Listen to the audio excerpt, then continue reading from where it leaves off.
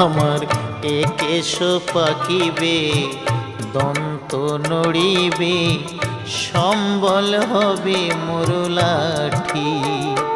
তখন পুত্র পরিজন সকলে বলিবে, পুত্র পরিজন সকলে বলিবে, এ জঞ্জাল মরিলে বাঁচি মুনামার। মানুষ হইয়া জন্ম লোভিয়া মানুষের করিলাম কি? আমি মানুষ হইয়া জন্ম লোভিয়া মানুষের করিলাম কি? আমি